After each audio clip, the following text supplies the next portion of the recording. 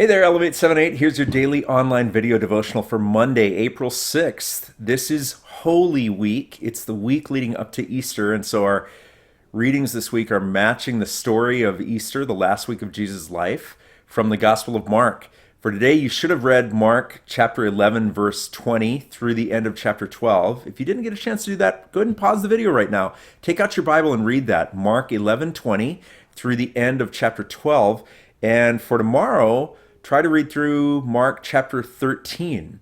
So we saw on Palm Sunday that Jesus rides into Jerusalem. He goes into the temple and he says, what's happening here is not good. This should be dedicated to the worship of God. And he overturns the tables of the money changers.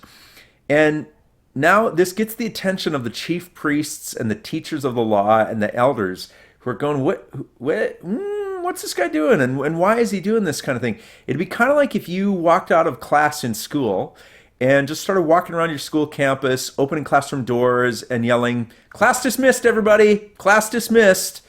They would probably call you into the office and say, and who are you to say these things? So the chief priests, the elders, the teachers of the law start to ask Jesus some really tricky questions in order to try to trip him up. But they can't do it, because Jesus just puts it right back in their face and say, you know what, you rejected the prophets were telling the truth, and you didn't heed their warnings.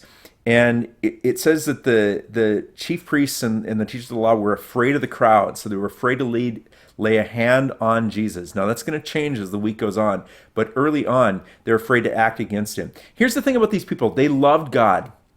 They did. But their religion ended up being all about themselves, and all about separating themselves from other people, saying, we are so holy, we're so special, we obey the law, and these people are sinners. And they missed the point. Remember what Jesus said to James and John yesterday? He said, anybody who wants to be great in my kingdom has to lower themselves and become your servant. And these religious leaders couldn't do that. I want to read a couple short passages from the end of chapter 12. As he taught, Jesus said, watch out for these teachers of the law. They like to walk around in flowing robes and be greeted with respect in the marketplaces and have the most important seats in the synagogues and the places of honor at banquets. They will devour widows' houses and for a show make long prayers, but these men will be punished most severely.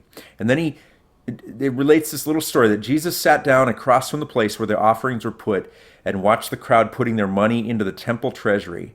Many rich people threw in large amounts, but a poor widow came and put in 2 very small copper coins that were worth only a few cents.